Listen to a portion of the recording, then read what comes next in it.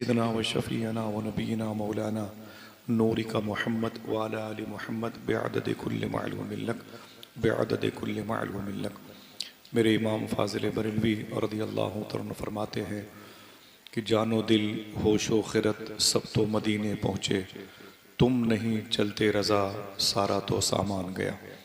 منور بدایودی نے کہا تھا کہ اللہ نے وہ شان بڑھائی تیرے در کی، بخشی ہے ملائک کو گدائی تیرے در کی۔ پانے کو تو خورشید و قمر چرخ نے پائے، کیا پایا اگر خاک نہ پائی تیرے در کی۔ کیا پایا اگر خاک نہ پائی تیرے در کی، جنت نے اتارے تو بہت نور کے نقشے، تصویر مگر ہاتھ نہ آئی تیرے در کی۔ اللہ نے وہ شان بڑھائی تیرے در کی، محشر میں بھی اس شان سے جائے گا منور، رکھے ہوئے کاندھے پہ چٹائی تیرے در کی۔ اللہ نے وہ شان بڑھائی تیرے در کی، بخشی ہے ملائک کو گدائی تیرے در کی۔ تھوڑا سا اس میں جو ایکو ہے بھائی اسے بند کر دیں، ایکو بند کر دیں۔ بہت اچھا مائک ہے اور بہت ہی پرانا تجربے کار میرے دوست ہیں۔ مولانا خورشید بھائی موجود ہیں، میرے دوست ہیں، آغاز جشن کی لگام ان کے ہاتھ میں ہے، میرے بھائی کی نظامت بھی یہاں پر موجود ہے، اور حضور سرکار منوری کے فیضان سے مالا مال اصغر رضا صاحب بریلی شریف کے تاجدار کی چوکھٹ پہ صبح شام گزارنے والے محترم بھائی تحسین رضا صاحب یہاں پہ تشریف فرما ہے، اور مختوم گرامی علامہ برہان الدین شاہ صاحب قبلہ مصباحی، ان کا وجود نور بھی یہاں پر موجود ہے، محترم حافظ سلمان رضا صاحب موجود ہیں۔ خوبصورت نعتیں ہوں گی، منقبتیں ہوں گی، اور دیر تک یہ محفل چلے گی۔ بس تھوڑی سی گزارش ہے کہ بچوں سے تھوڑا سا خاموشی اختیار کریں، آپ محفوظ ہو رہے ہیں، آپ ریکارڈ ہو رہے ہیں۔ کل جب یہ مجلس بات کے ناظرین اپنے گھروں میں دیکھیں گے اسکرین پر، تو اس میں چاند بھائی کے دوستوں کی مبارک قد و کاوش بھی دیکھیں گے، اور ان بچوں کی بیجا حرکتیں بھی دیکھیں گے، تو آپ کے شہر کی ادب نوازی پر فرق آ جائے گا۔ اور اس زمین سے بڑا گہرا تعلق ہے ادب کا۔ اس زمین کو مؤدب زمین کہا جاتا ہے۔ اس زمین کے جزیرے پر اپنے وقت کے عظیم الشان بزرگ سرکار مستان شاہ جیسی عظیم شخصیت موجود ہے۔ مجھے بڑی خوشی ہے، نہ جانے کتنے باغ و بہار کی سی مالکانہ شخصیات کے مزارہ نور یہاں پر موجود ہیں، جس کی وجہ سے بھارت گنج کی جو امن ہے، جو شانتی اور سلامتی اور برکتیں انوار تجلیات ہیں، وہ بھی الحمدللہ صدیوں سے مسکراتے ہوئے نظر آ رہے ہیں۔ اور یہ داتا غیبی شاہ وارسی رضی اللہ عنہ ان کی چوکھٹ ہے۔ دعا کریں کہ پروردگار عالم اس چوکھٹ کے فیوز و برکات سے ہمارے قلب کو روشن فرمائے، آمین کہہ دیں۔ میں اپنے بھائیوں سے گزارش کروں گا، بیٹا زحمت نہ ہو تو یہیں پر بیٹھ جاؤ، اوپر اگر جگہ ہو تو بیٹھ جائیں، ورنہ نیچے بیٹھ جائیں ادب کے ساتھ۔ تھوڑی سی گفتگو سماعت کریں۔ میں کسی بھی قسم کے ہنگامی صورتحال سے نپٹنے کا عادی نہیں، بہت ہی نرم لہجے میں بات کرتا ہوں، اور صدام بھائی جانتے ہیں کہ بڑا تھکا ہوا انسان ہوں۔ تقریباً 1.5 مہینے کے بعد 2 دن پہلے پرسوں یوں سمجھ لیں، میں اپنے گھر حضور غوث پاک کی بارگاہ سے واپس آیا۔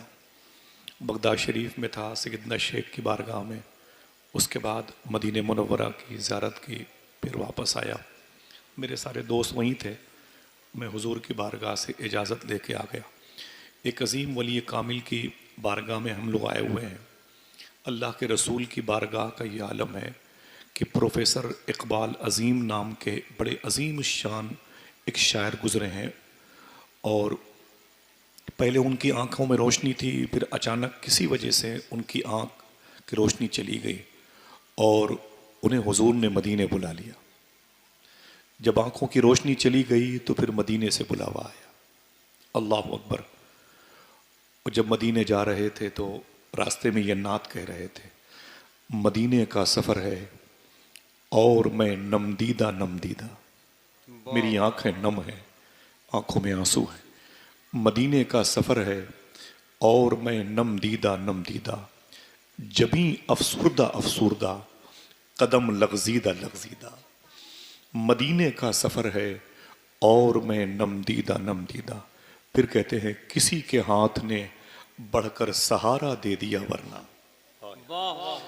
کسی کے ہاتھ نے بڑھ کر سہارا دے دیا، ورنہ کہاں میں اور کہاں وہ راستے نادیدہ نادیدہ۔ میں نے حضور کا شہر دیکھا نہیں ہے، میں جا نہیں سکتا تھا۔ کسی کے ہاتھ نے بڑھ کر سہارا دے دیا، ورنہ کہاں میں اور کہاں وہ راستے پہ نادیدہ نادیدہ۔ اور پھر کہتے ہیں کہ بصارت کھو گئی لیکن بصیرت تو سلامت ہے۔ اس آنکھ کی روشنی چلی گئی ہے لیکن دل کی آنکھ کی روشنی باقی ہے۔ اللہ اکبر۔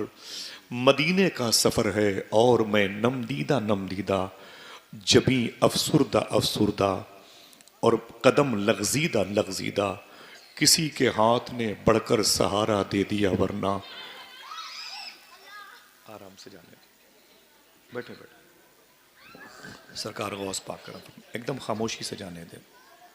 بیٹا ہنگامہ نہ کرو، ٹھیک ہے بیٹا، ہنسنا کھیلنا نہیں، ٹھیک ہے ڈر؟ میں اس مزاج کا ہوں نہیں تو میں بار بار نہیں کہوں گا تم لوگوں سے، ٹھیک ہے بیٹا؟ گھر ہی کے بچے ہیں لیکن گھر بھیج دیے جاؤ گے، تھوڑی دیر بیٹھو۔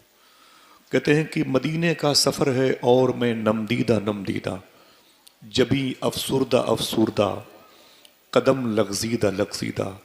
جیسے مدینے شریف پہنچے نا تو ایک شعر کہا، کہتے ہیں کہ مدینہ جا کے ہم سمجھے تقدس کس کو کہتے ہیں۔ کیا بات ہے، کیا مدینہ جا کے ہم سمجھے تقدس کس کو کہتے ہیں، فضا پاکیزہ پاکیزہ، ہوا سنجیدہ سنجیدہ۔ مدینہ جا کے ہم سمجھے، یا رسول اللہ، مدینہ جا کے ہم سمجھے تقدس کس کو کہتے ہیں، فضا پاکیزہ پاکیزہ، ہوا سنجیدہ سنجیدہ۔ بھارت گنج الہ آباد اور مرزا پور کے قریب بسا ہوا ایک مبارک قصبہ شہر ہے۔ میں اس زمین پہ ایک شعر پڑھتا ہوں، سنیے گا جی۔ وہ کہتے ہیں کہ مدینے کا سفر ہے اور میں نم دیدہ نم دیدہ، اور جبیں افسردہ افسردہ قدم لغزیدہ لغزیدہ۔ بصارت کھو گئی لیکن بصیرت تو سلامت ہے، مدینہ ہم نے دیکھا ہے مگر نہ دیدہ نہ دیدہ۔ مدینہ ہم نے دیکھا ہے مگر نہ دیدہ نہ دیدہ۔ پھر یہ شعر کہتے ہیں کہ مدینہ جا کے ہم سمجھے تقدس کس کو کہتے ہیں، ہوا پاکیزہ پاکیزہ، فضا سنجیدہ سنجیدہ۔ جیسے حضور کی بارگاہ میں پہنچنے والے تھے، ان کے ساتھی نے کہا پروفیسر اقبال عظیم صاحب، بولے کیا بات ہے؟ بولے بس حضور کا دربار نظر آنے والا ہے۔ سنیں آپ کیا کہا، حضور کا دربار نظر آنے والا ہے۔ فرمایا چپ، مجھے نہ بتاؤ کہ حضور کا دربار نظر آنے والا ہے۔ اگر کوئی اہل دل ہوگا یہاں پر بیٹھا ہوا تو ضرور سبحان اللہ کہے گا۔ بولے چپ، تم مجھ سے بتاتے ہو، مجھ سے کہتے ہو کہ حضور کا دربار نظر آنا ہے۔ سنو، سکون قلب کی لہروں سے یہ محسوس ہوتا ہے، کیا بات ہے، کوئی ہے مائل لطف و کرم پوشیدہ پوشیدہ۔ نعرہ تکبیر، نعرہ رسالت، سکون قلب نعرہ کی رسالت، سکون قلب کی لہروں سے یہ محسوس ہوتا ہے، کوئی ہے مائل لطف و کرم پوشیدہ پوشیدہ، کوئی ہے مائل لطف و کرم پوشیدہ پوشیدہ۔ بڑے ہنسی مذاق کرنے والے شاعر تھے، اور جب مدینہ شریف سے واپس آئے تو خاموش ہو گئے۔ کسی نے کہا کہ وہ ہنسی مذاق، وہ ٹھٹھا بازیاں، وہ کیا ہوئی خوش کلامی؟ تو روک کے کہنے لگے کہ وہی اقبال جس کو ناز تھا کل خوش کلامی پر، فراق طیبہ میں رہتا ہے وہ رنجیدہ رنجیدہ۔ کیا بات ہے، مدینے کا سفر ہے اور میں نم دیدہ نم دیدہ، جبیں افسردہ افسردہ قدم لغزیدہ لغزیدہ۔ سکون قلب کی لہروں سے یہ محسوس ہوتا ہے، کوئی ہے مائل لطف و کرم پوشیدہ پوشیدہ۔ داتا سرکار کے چوکھٹ پہ بیٹھ کے ہم دعا کرتے ہیں، اللہ اس مجلس میں بیٹھنے والوں کو، میری ماں بہنوں کو بھی، اور آپ سب کو، بچوں کو، بزرگوں کو، زندگی میں ایک مرتبہ حضور کے دربار کو دیکھنے کی توفیق عطا فرمائے۔ آمین۔ حضور کرم فرمائے تو کعبۃ المشرفہ کی بھی زیارت کا شرف حاصل ہو، حضور کا کرم ہو تو پھر سید الشہداء سرکار امیر حمزہ کی بارگاہ میں جائیں۔ انشاءاللہ بولے چلیں گے، ہاتھوں کو اٹھا کے بولے انشاءاللہ، حضور کا دربار دیکھیں انشاءاللہ۔ جب حضور تاج الشریعہ سرکار حیات میں تھے تو وہاں کے سلفی امام کے پیچھے نماز نہ پڑھنے کی بنیاد پر آپ کو مکہ شریف سے گرفتار کر کے جدہ ایئرپورٹ پر لایا جا رہا تھا، تو آپ نے روتے ہوئے کہا مجھے مدینہ شریف دکھا دیجئے، تو وہاں کی پولیس نے کہا آپ کو مدینہ جانے کی اجازت نہیں ہے، آپ کو واپس ہندوستان بھیج دیا جائے گا۔ تو حضور تاج الشریعہ سرکار کی آنکھ میں آنسو آئے، وہی آنسو مصرے بن گئے، تو نعت کے یہ شعر سننے کو ملے، قلب درد فرقت طیبہ قلب مزمحل جاتا، کاش گنبد خضرا دیکھنے کو مل جاتا۔ واہ ساتھیو کبھی جاؤ حضور کی بارگاہ میں تو پتہ چلے گا اللہ کے رسول کی چوکھٹ کی حرمتیں کس قدر نفاست پسندی کی انتہا تک پہنچی ہوئی ہیں، وہاں کی ہوائیں، وہاں کی پاکیزہ سنجیدہ مکین و مکانات کس قدر جاذب اور مقناطیسیت سے بھرے ہوئے ہیں۔ اللہ تعالیٰ اس مبارک بارگاہ کے صدقے میں ہم سب کو حضور کی بارگاہ کی حاضری کا شرف عطا فرمائے۔ قرآن شریف کی آیت کریمہ ہے بسم اللہ الرحمن الرحیم وَلَنَبْلُوَنَّكُمْ بِشَيْءٍ مِّنَ الْخَوْفِ وَالْجُوعِ وَنَقْصٍ مِّنَ الْأَمْوَالِ وَالْأَنفُسِ وَالثَّمَرَاتِ وَبَشِّرِ الصَّابِرِينَ۔ یہ ہے تو لمبی آیت اور آپ نے بارہا اس پر گفتگو سماعت کی ہے، انشاءاللہ پھر گفتگو ہوتی رہے گی۔ مصباحی صاحب تشریف فرما ہے اور بہت ہی آسان لہجے میں بات کرنے کی عادت ہے، ثقیل الفاظ و تراکیب سے پرہیز، گفتگو کرنے کی عادت ہے۔ بیٹھیں، بس گزارش ہے تھوڑی سی گفتگو سماعت کر لیں۔ آج حالات بڑے کشیدہ ہیں، پوری دنیا کے حالات دیگر گو ہیں، خود اس میں ہندوستان ہمارا شامل ہے، اور بے پناہ ہندو ہو یا مسلمان ہو، کرسچن ہو یا عیسائی ازم سے یہودی ازم سے اس کا تعلق ہو، ہر شخص کی پیشانی پر پریشانی کی سلوٹیں نظر آتی ہیں۔ بالخصوص ہم اپنے ملک کے دیکھتے ہیں، غریبوں کو دیکھتے ہیں، مسافرت میں سفر کرنے والوں کو دیکھتے ہیں، ہاسپٹل کے مریضوں کو دیکھتے ہیں، غریبوں کی چھتوں کو دیکھتے ہیں، امیروں کی بلڈنگوں کو دیکھتے ہیں، تو پریشانیاں جیسے ہر شخص کی شناخت اور پہچان بنی ہوئی ہے۔ مسلمان کہتا ہے ہم تو قرآن پڑھتے ہیں، ہم کیوں پریشان ہیں؟ ہم تو نمازیں پڑھتے ہیں، ہم کیوں پریشان ہیں؟ ہماری بیویاں، ہماری بہنیں درود پڑھتی ہیں، ہم کیوں پریشان ہیں؟ تو قرآن کی دوسرے پارے کی دوسرے صفحے کی آیت کریمہ کو پھر سے ریوائز کرتا ہوں، وَلَنَبْلُوَنَّكُمْ بِشَيْءٍ مِّنَ الْخَوْفِ۔ اللہ تبارک و تعالیٰ اپنے مومن بندوں سے کہہ رہا ہے، اس میں کوئی اور شامل نہیں۔ عیسائیزم سائیڈ میں، یہودی ازم سائیڈ میں، بودھزم اس میں سائیڈ میں، اس میں سیکولرزم اس میں سائیڈ میں، اس میں شجر کو خدا کہنے والے شجر پرست وہ سائیڈ میں، پہاڑوں کو خدا کہنے والے جبل پرست وہ سائیڈ میں۔ اللہ کا قرآن آپ سے مخاطب ہے، اللہ آپ سے کہہ رہا ہے وَلَنَبْلُوَنَّكُمْ بِشَيْءٍ مِّنَ الْخَوْفِ۔ اے میرے بندوں، اللہ اپنے بندوں سے کہتا ہے، مومن بندوں سے، ہم ضرور ضرور تمہیں آزمائیں گے۔ سمجھ گئے؟ میں نے بڑی آسان بات کی۔ بیٹا بیٹا بیٹو بیٹو بیٹو بیٹو بیٹو بیٹو تھوڑی سی بیٹھو گفتگو، میں معذرت چاہتا ہوں، آپ میرے سر کے تاج ہیں۔ سنیں، اللہ آپ سے کہتا ہے، کسی غیر مسلم سے اللہ نہیں کہہ رہا ہے۔ قرآن کسی نان مسلم سے مخاطب نہیں ہے۔ جو قرآن پڑھتا ہے، قرآن اس سے دوسرے پارے کی دوسرے صفحے پر آخری آیت مبارکہ کے قریب کہتا ہے، سن قرآن پڑھنے والے، قرآن کہتا ہے سن مجھے پڑھنے والے، تجھ سے اللہ کہتا ہے کہ اے میرے مومن بندے، مومنوں سے اللہ کہتا ہے ہم ضرور ضرور تمہیں آزمائیں گے۔ آپ اب یہ مت کہنا کہ ان کی آزمائشیں کیوں نہیں ہو رہی ہیں، آپ یہ خیال دل سے نکال دینا جو کلمہ نہیں پڑھتے وہ کیوں نہیں آزمائے جا رہے ہیں۔ دنیا کے 53 ممالک میں بنام مسلمان جہاں ہیں، ان کی لاشیں تڑپتی ہیں، ان کی بلڈنگیں زمین بوس ہوتی ہیں، ان کے محلات منہدم ہوتے ہیں، ان کی خوشیاں غرق ہوتی ہیں، فلسطین تباہ ہو گیا، رم اللہ، غازہ، خان یونس، یہ تمام تر مبارک شہر اس وقت جو ہے بجھی ہوئی چراغ کی لو کی صورت میں نظر آ رہے ہیں۔ آخر بات کیا ہے؟ پھر قرآن کی آیت، اللہ کہتا ہے ہم ضرور ضرور تمہیں آزمائیں۔ کیسے؟ آزمائش کا طریقہ بھی اللہ نے ظاہر فرما دیے۔ یہ نہیں ظاہر فرمایا کہ تمہاری آنکھ میں روشنی کم کر کے، یہ نہیں اللہ نے کہا کہ تمہیں ہم ایک وقت 2 کلومیٹر پیدل چلا کے آزمائیں گے، نہ، اللہ کہتا ہے بِشَيْءٍ مِّنَ الْخَوْفِ، ہم تمہیں ڈروں سے آزمائیں گے، خوف پیدا کریں گے۔ بِشَيْءٍ مِّنَ الْخَوْفِ، پھر اللہ کہتا ہے وَالْجُوعِ، تمہیں بھوک سے آزمائیں گے، پھر کہتا ہے وَنَقْصٍ مِّنَ الْأَمْوَالِ، تمہارے مالوں میں نقصان پیدا کر کے اے مومن بندو ہم تمہیں آزمائیں گے۔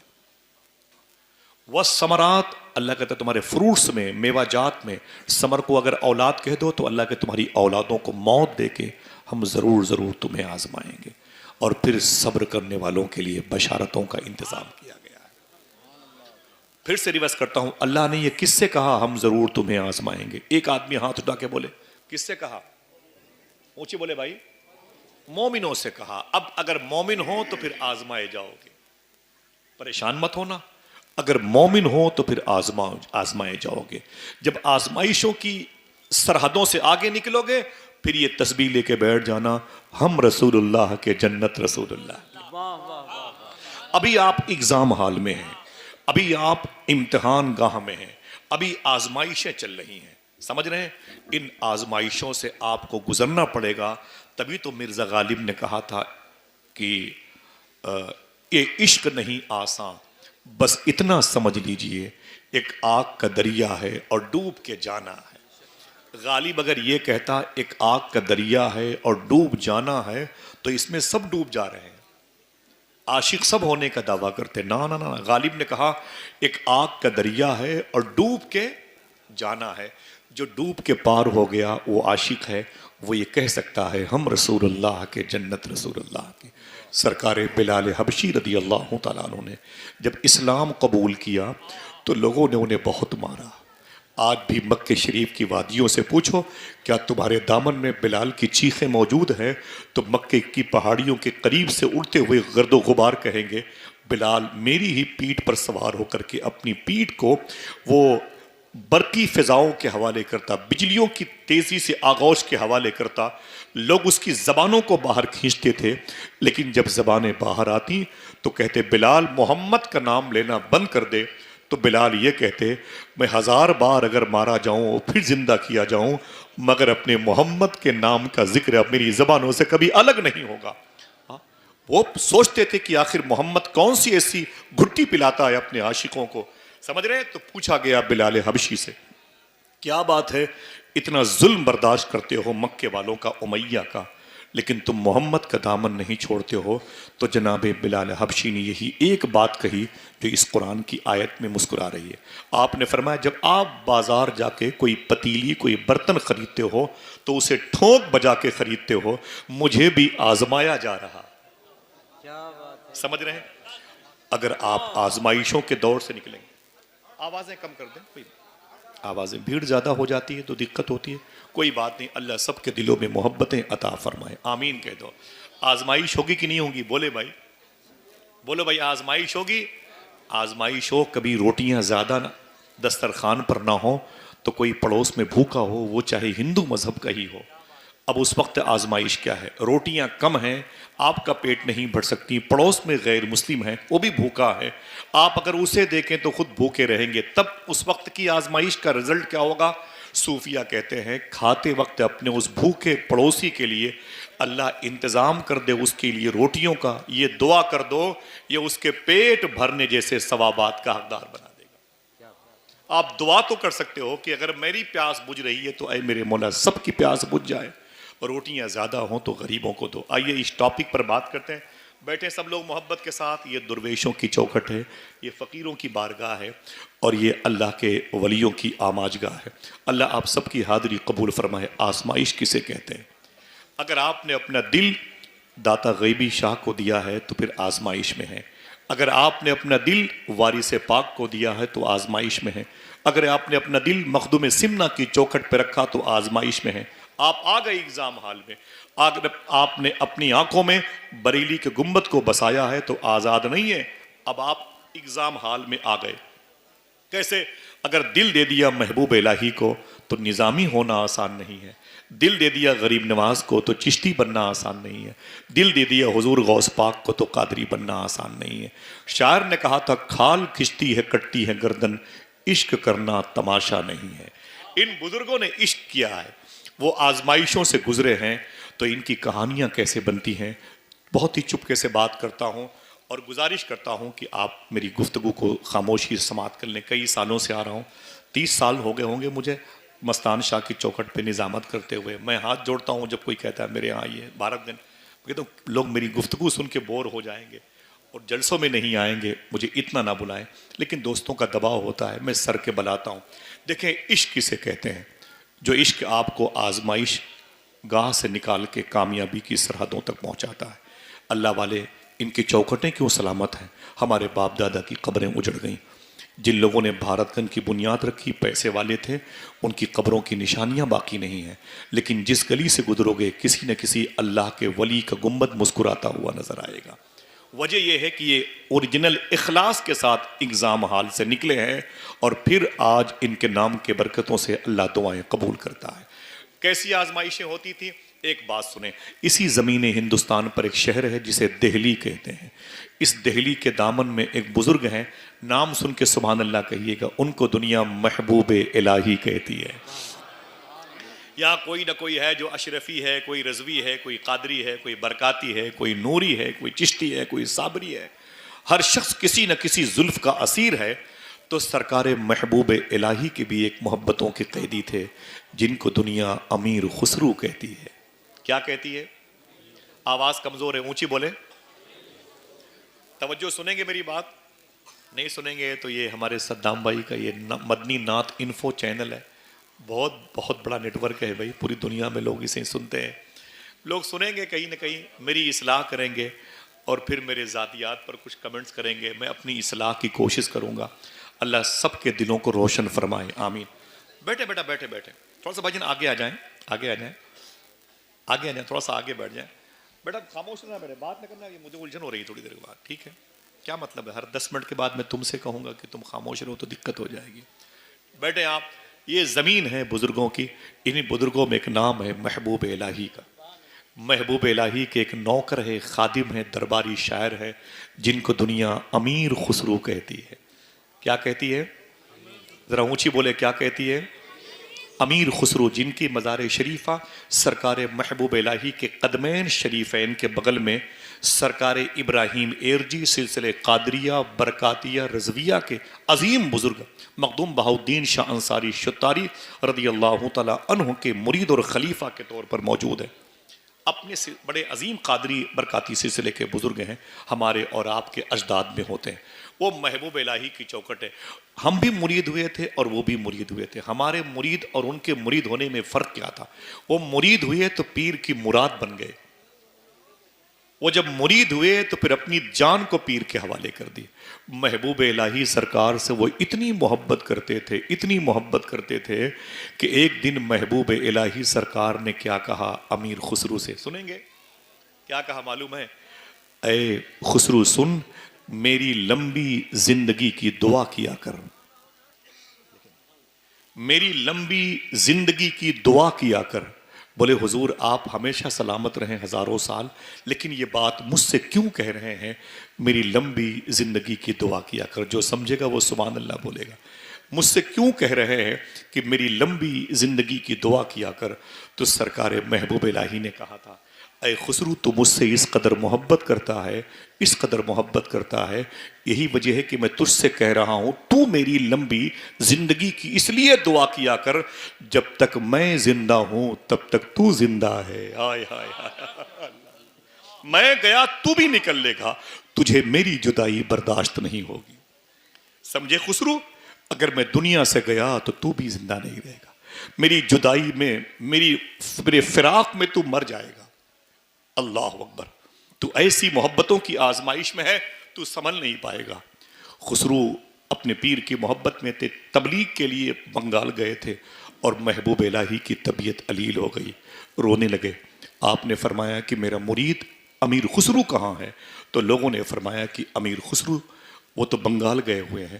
فرمایا میری موت کا وقت قریب آنا چاہتا ہے، میں دنیا سے جا رہا ہوں۔ آپ نے رو کے فرمایا جب خسرو آئے تو خسرو کو میرا سلام بول دینا، اور خسرو کو مگر میری قبر کے پاس مت آنے دینا، خسرو کو میری قبر کے پاس مت آنے دینا۔ لوگوں نے کہا حضور کیوں؟ دل کہے تو سبحان اللہ کہنا۔ تو سرکار محبوب الہی نے فرمایا تھا بات یہ ہے خسرو مجھ سے اس قدر محبت کرتا ہے، اگر میرے انتقال کے بعد میری قبر کے قریب آ کے وہ آنسو بہایا تو میں تڑپ کر کے اپنی قبر سے باہر آ جاؤں گا۔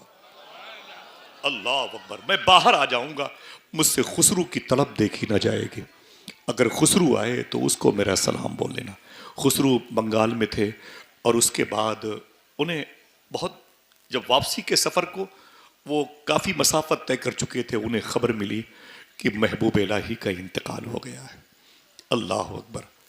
دیوانہ وار پگڑیاں پتہ نہیں کہاں گر گئیں، کپڑے بوسیدہ ہو گئے، چپلیں غائب ہو گئیں، پیروں میں چھالے پڑ گئے، ہونٹ پھٹ گئے، چہرہ گرد و غبار ہو گیا.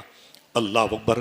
روتے روتے جب دہلی پہنچے تو اس وقت محبوب الہی کی جدائی میں سرکار امیر خسرو نے 600 سال پہلے یہ مصرے کہے تھے. آپ کے لیے یہ کسی دوہے اور ہندی گیت جیسے نظر آئیں گے، لیکن یہ مصرے سرکار امیر خسرو کے ہیں. دیوانہ وار روتے تھے اور کہتے تھے او گئے بالم ارے ارے ندیا کے پار، او گئے بالم ارے ارے ندیا کے پار. یہ مصرے کہتے رہے سرکار امیر خسرو، اور اپنے پیر کے شہر میں آئے تو لوگوں نے پہچاننے سے انکار کر دیا. خسرو تو نے کیسی حالت بنا رکھی ہے؟ کہتے جب سے سنا ہوں کہ میرے پیر کا انتقال ہو گیا ہے، میری خوشیاں سب ختم ہو گئی ہیں، میں اپنے پیر کے روضے پہ جانا چاہتا ہوں. جیسے قریب پہنچے، مریدوں نے گھیرا بنا رکھا تھا. کہا اس آستانے پر سب جا سکتے ہیں، خسرو تم نہیں جا سکتے. کہا کیوں؟ کہا کہ محبوب الہی نے منع فرمایا. کہا خسرو کو میری قبر پہ مت آنے دینا. میری قبر کے قریب آ کے اگر وہ تڑپا تو میں اپنی قبر سے تڑپ کے باہر آ جاؤں گا. اتنا سنا تو بے ہوش ہو گئے. بہت دیر کے بعد ہوش آیا تو دور سے ہی اپنے پیر کی خانقاہ کی زمین کو چومتے تھے. سرکار امیر خسرو اور روتے رہتے تھے او گئے بالم ارے ارے ندیا کے پار، ارے ارے ندیا کے پار اتر گئے او بالم. یہ ان کے جملے ہیں 600 سال پہلے. اور پھر لوگوں نے انہیں بہت سمجھایا. جب ان کی آنکھوں سے آنسو کم نہ ہوئے تو کسی نے کہا چاہتے کیا ہو؟ تو بولے میں اپنے پیر کو دیکھنا چاہتا ہوں.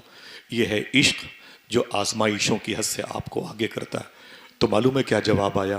بولے پیر کی مزار شریف پر ایک ہی شرط میں جا سکتے ہو، رونا نہیں، تڑپنا نہیں، چیخنا چلانا نہیں. خاموشی سے روضے شیخ میں حاضری دو سکو تو چلنے کی اجازت ہے.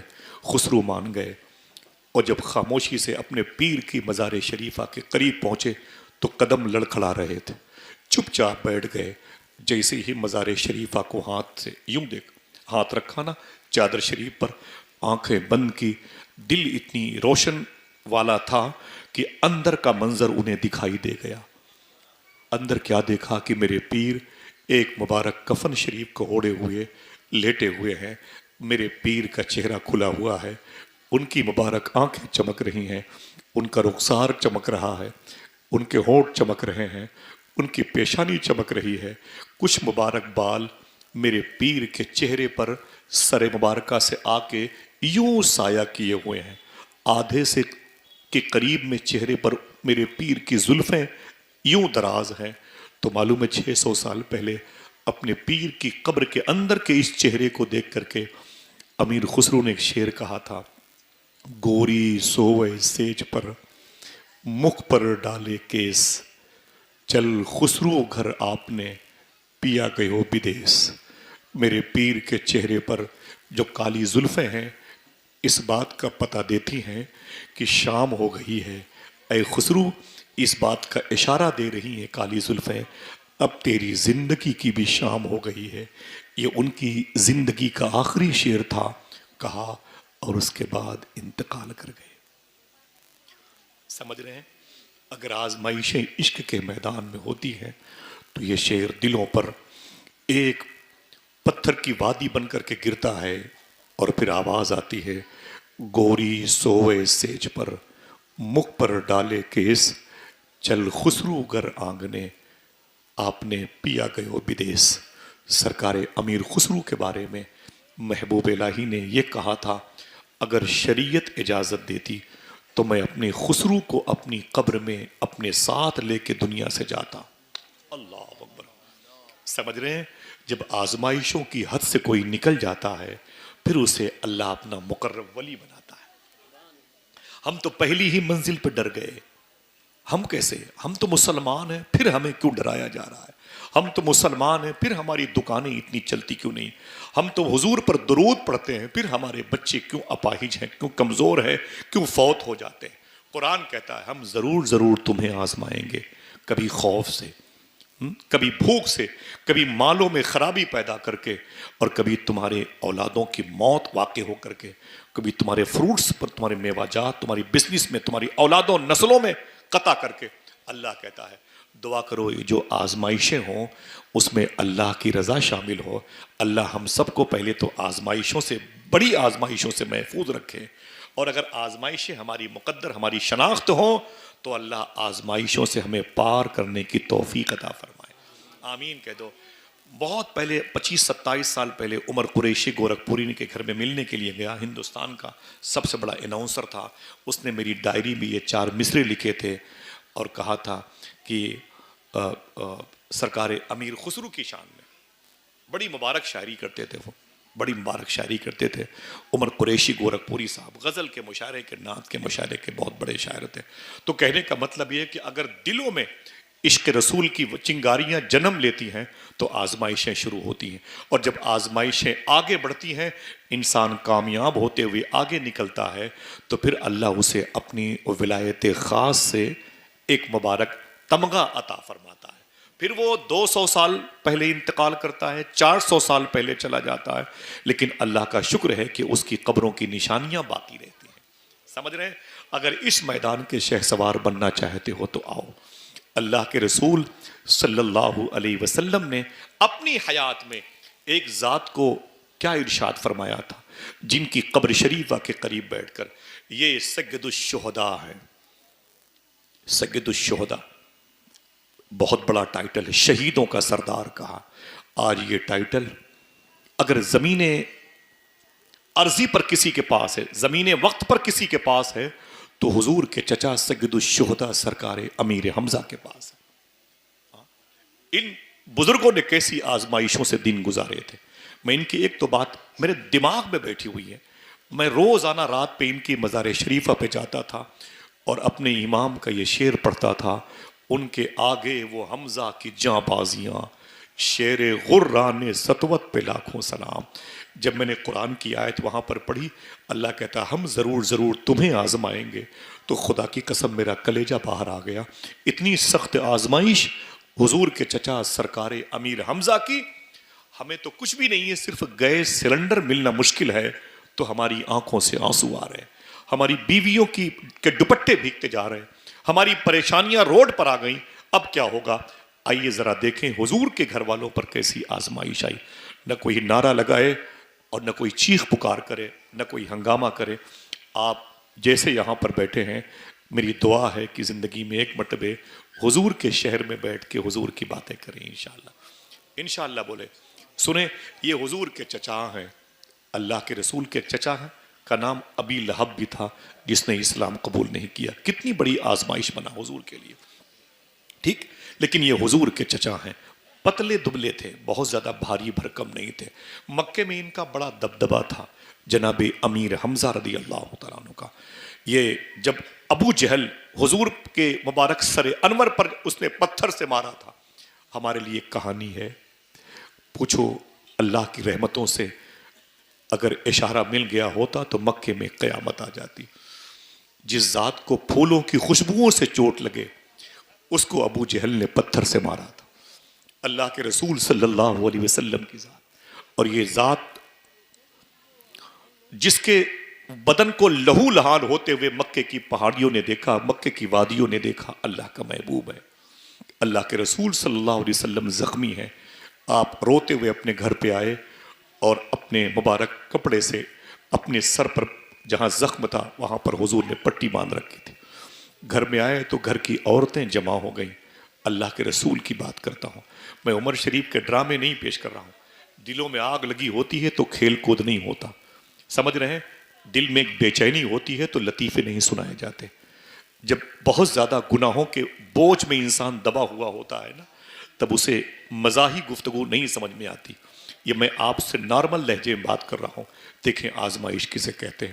آقا کریم صلی اللہ علیہ وسلم کے سر پہ چوٹ لگی، ابو جہل نے حضور کو مارا تھا، اللہ کے رسول کا سر مبارکہ پھٹ گیا تھا۔ آقا کریم صلی اللہ علیہ وسلم روتے ہوئے اپنے گھر آئے، گھر کی عورتیں حضور کے قریب آ گئی، کیا ہوا سرکار آپ کو؟ تو میرے آقا فرماتے ہیں مجھے ابو جہل نے تکلیف پہنچائی ہے۔ تو گھر کے لوگوں نے کہا بد دعا کر دیں۔ میرے آقا فرماتے میں بد دعا کرنے نہیں آیا، میں رحمت للعالمین بن کر کے آیا ہوں، میں بد دعا کرنے نہیں آیا، میں تو اللہ کی رحمت بن کر کے آیا ہوں۔ حضور کی آنکھوں میں آنسو تھے، گھر کی عورتیں کہہ رہی تھی آئے محمد بڑا ہی تیرے ساتھ ظلم ہوا۔ میرے آقا کی آنکھ سے نکلنے والے آنسوؤں نے کہا تھا میرا باپ نہیں ہے، میری ماں نہیں ہے، میرا کوئی بھائی نہیں ہے، میرا کوئی اپنا نہیں ہے، میرا کوئی اپنا نہیں ہے، جو چاہے میرے ساتھ جو سلوک کرے۔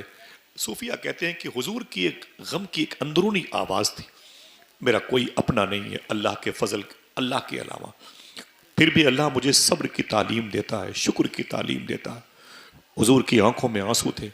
حضور کچھ دیر کے بعد اٹھے اور سیدھے کعبے کے آنگن میں طواف کرنے کی جگہ کو بولتے ہیں، وہاں حضور تشریف لائے اور آ کر کے چپ چاپ اللہ کے حضور سجدے میں چلے گئے۔ سر پھٹا ہوا ہے، ہمیں بخار آتا ہے تو نمازیں چھوڑ دیتے ہیں، کھانسی آ گئی تو روزے چھوڑ دیں گے، تکلیف بڑھ گئی تو نیک کام کرنا بند کر دیتے ہیں۔ اللہ کے رسول زخمی ہیں اور کعبے کے آنگن میں حضور ہو رہے ہیں، سجدے میں گئے، اللہ کے حضور ہیں۔ اس وقت اللہ کے رسول صلی اللہ علیہ وسلم کے سگے چچا جو حضور سے 2 یا 4 سال بڑے تھے، جن کو امیر حمزہ کہا جاتا ہے، شکار کے بڑے شوقین تھے، سیر و سیاحت کے بڑے شوقین تھے، اور پہلوانی کے بڑے شوقین تھے، اور تیر اندازی کے بڑے شوقین تھے، نشانہ باز بہت زیادہ تھے، اور بڑے تمتراک کے ساتھ میں اپنے محلے میں جیسے داخل ہوئے نا تو خاندان کی 2 کنیزیں، 2 لڑکیاں، 2 نوکرانیاں آپس میں بات کر رہی تھی اور کہہ رہی تھی اسے دیکھو امیر حمزہ کو، اپنے قبیلے کا اتنا دبدبے والا انسان کتنے تمتراک کے ساتھ اپنے گھر میں داخل ہو رہا ہے، اسے خبر نہیں کہ مکے کے سب سے اچھے آدمی کو آج ابو جہل نے زخمی کر دیا ہے، اسے خبر نہیں کہ اس کے بھتیجے کو زخمی کیا گیا ہے، یہ جنگل کے جانوروں کا شکار کر کے آ رہا ہے، تف ہے اس کی طاقت پر۔ اتنا سنا تو سرکار امیر حمزہ سنبھل گئے، بولے کس کی باتیں کر رہی ہو؟ وہ لڑکیوں نے کہا کہاں شکار کر کے آ رہے ہو؟ گھر کی عورتیں آ گئیں، بولے کیا بات ہے؟ بولے میں جنگل سے شکار کر کے آ رہا ہوں۔ گھر کی عورتوں نے کہا تجھ پر اور تیرے شکار پر لعنت ہو، تیرے بھتیجے محمد عربی کو ابو جہل نے زخمی کر دیا ہے اور تو ڈینگے مار رہا ہے۔ اتنا سننا تھا کہ وہ کمان اپنے ہاتھ میں لی، حضور کے حیات کی کمان، ان کی تلواروں کے بارے میں روایتیں ہیں، موجود ہیں کہ ان کی تلوار اتنی وزنی ہوتی تھی کہ اسے بڑے بڑے پہلوان اٹھانا چاہتے تھے تو آسانی سے نہیں اٹھا پاتے تھے تو پتلے دبلے لیکن بڑے بہادر تھے، اس قدر جانباز قسم کے پہلوان تھے۔ سرکار امیر حمزہ فرماتے اعلیٰ حضرت ان کے آگے وہ حمزہ کی جانبازیاں، شیر غرہ نے سطوت پہ لاکھوں سلام، اسلام قبول نہیں کیا تھا، اور وہ آئے سیدھے کعبے کے آنگن کے قریب میں تو ابو جہل بیٹھا تھا، اس کے سارے حواری بیٹھے تھے، اس کے سارے ٹپوری قسم کے لوگ بیٹھے تھے، اور سیدھے گئے سرکار امیر حمزہ اور ابو جہل سے کہا تو نے محمد تو کیوں مارا؟ تو ابو جہل نے کہا تمہارے بھتیجے نے میرے جھوٹے خداؤں کو برا کہا ہے۔ اتنا کہنا تھا کہ امیر حمزہ کے ہاتھ میں جو کمان تھی، وہ جس سے تیر چلایا کرتے ہیں، اس سے زور سے مارا تو ابو جہل کا سر پھٹ گیا اور اس نے معافی کا خواستگار ہوا اور وہ لڑھکتے ہوئے بھاگا، کہا امیر حمزہ مجھے معاف کر دے، مجھے معاف کر دے، مجھے معاف کر دے۔ کیوں کہا؟ ابو جہل جانتا تھا کہ یہ ہیں تو بڑے پتلے دبلے لیکن ان کے اندر جوش اور قوت اور طاقت بہت ہے۔ عمر فاروق اعظم جب انٹری کیے تھے باب ارقم میں تو حضور کے صحابہ نے کہا تھا سرکار عمر ننگی تلوار لے کر آ رہا ہے، اس وقت یہی امیر حمزہ نے فرمایا تھا آنے دیجئے، اگر نیت اچھی ہوگی تو بہت بہت شکریہ، اس کا استقبال کیا جائے گا، اور نیت اگر ڈیمیج ہوگی تو اسی کی تلوار سے اس کے جسم کے 2 ٹکڑے کر دوں گا۔ یہ اعلان کرنے والا کوئی معمولی انسان نہیں ہوگا، لیکن جیسے ابو جہل کو مارا اور وہ بھاگ گیا، اس کے ساتھی بھاگے، تو جناب امیر حمزہ نے اپنی کمان کو اپنے گردن میں لگایا اور سیدھے حضور کی بارگاہ میں آئے۔ اللہ کے رسول صلی اللہ علیہ وسلم غلاف کعبہ کے قریب میں حتیم کے پاس وہ میزاب رحمت کے نیچے اور حجر اسود کے قریب میں ملتزم کی وادیوں کے قریب میں میرے آقا سجدے میں تھے. حضور کے سر مبارکہ سے نکلنے والا خون کعبے کے آنگن میں گر رہا تھا. جیسے قریب پہنچے 3 مرتبے جناب امیر حمزہ نے کہا یا ابن اخی، اے میرے بھتیجے سجدے سے سر اٹھائیں، میں نے آپ کا بدلہ لے لیا ہے. حضور نے سجدے سے سر نہیں اٹھایا. پھر فرمایا اٹھائیں بھتیجے اپنا سر، میں نے آپ کا بدلہ لے لیا ہے. حضور نے اپنا سر نہیں اٹھایا. پھر یہی جملہ کہا، حضور نے خاموشی اختیار کی. پھر آپ نے کہا جس رب کی تعظیم و تکریم میں آپ سجدے میں ہوں اس رب کا واسطہ اپنا سر تو اٹھائیں. اللہ کے رسول صلی اللہ علیہ وسلم کا زخمی سر جیسے اوپر اٹھانا تو حضور نے اپنے چچا کو دیکھا، جناب امیر حمزہ حضور کے قریب بیٹھ گئے. بولے اے بھتیجے پریشان مت ہو، میں نے آپ کا بدلہ لے لیا، میں نے آپ کے دشمن کو مار دیا، میں نے آپ کے دشمن کو بھی زخمی کر دیا، میں نے آپ کا بدلہ لے لیا. اب کبھی وہ آپ کے قبیل ہاشم پر اپنی آنکھ اٹھا کے نہیں بات کرے گا. حضور کی آنکھوں میں آنسو آ گئے اور فرمایا اے چچا میں بدلے کی بھاونا سے خوش نہیں ہوتا، میں بدلہ لینے کی خبر سن کے خوش نہیں ہوتا. اس جملے کو سنیے گا، میں بدلہ لینے کی خبر سے خوش نہیں ہوتا. تو جناب امیر حمزہ نے فرمایا پھر کیسے خوش ہوتے ہو؟ دل کہے تو سبحان اللہ کہنا. کہا میں اس وقت خوش ہوں گا جب جس خدا کو میں خدا کہتا ہوں اسی کو تم بھی خدا کہنے لگو گے. جب تم بھی اللہ کے حضور جھک جاؤ گے تو میرے دل کو بڑی راحت ملے گی. اتنا کہنا تھا. سرکار امیر حمزہ رضی اللہ تعالیٰ عنہ نے حضور کی بارگاہ میں بیٹھ کر کے کلمہ طیبہ پڑھ لیا. آواز صحیح کرے، کلمہ طیبہ پڑھ لیا. اب جب حضور کی غلامی میں آئے تو پوری زندگی حضور کو اپنا بھتیجا کہا. کیا کہا؟ اپنا بھتیجا کہا. لیکن جیسے ہی کلمہ پڑھ لیا اس دن سے آخری سانس تک حضور کو اپنا آقا اور مولا کہا کرتے. محبت سے بولے سبحان اللہ. آپ جس طریقے سے سنتے ہیں میرے مزاج کے لوگ ہیں، اس کی جو آواز کم کریں، ایکو بہت اچھا مائک یہیں رکھیں. کوئی سو رہا ہوگا، کوئی جاگ رہا. سنیں سرکار امیر حمزہ نے اسلام قبول کیا آزمائشوں میں کیسے آئے، آزمائشوں میں کیسے آئے. بڑی مبارک گفتگو ہے یہ. مجھے بہت، میں ابھی انہی کی مزار شریفہ پہ رہ کے آیا، اس لیے میرے دماغ میں بسے ہوئے ہیں اور میں چاہتا ہوں کہ سن لیں. جب یہ جنگ احد کی وادی میں اسلام اور ابو جہلیوں کے درمیان جنگ ہوئی، مکے کے حضور کے دشمنوں کے درمیان جب جنگ ہوئی تو کیا ہوا؟ 70 حضور کے غلام شہید ہوئے تھے. کتنے؟ اونچی بولیں، آواز نہیں آئی. 70 حضور کے غلام شہید ہوئے تھے. اگر ابھی پتہ چل جائے کہ کارگل میں پڑوسی ملک نے حملہ کر دیا ہے تو ہماری پوری فوج، ہمارے ہند کی پوری فوج وہاں جا کے جم جائے گی. لیکن اگر گھروں میں آزاد کر دیا جائے کہ بھائی ایک گھر سے ایک آدمی کو فوجی بن کے کارگل جانا ہے، دشمنوں کو منہ توڑ جواب دینا ہے، تو گھر کی ساری عورتیں اپنے اپنے شوہروں کا پیر پکڑ کے کھینچیں گی. تم اندر چلے آؤ، ابا کو جانے دو. تم اندر چلے آؤ، بڑے بھائی کو جانے دو.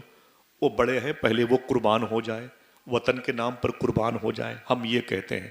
لیکن صاحبو آپ قربان جاؤ، ہم آزمائشوں سے گھبراتے ہیں.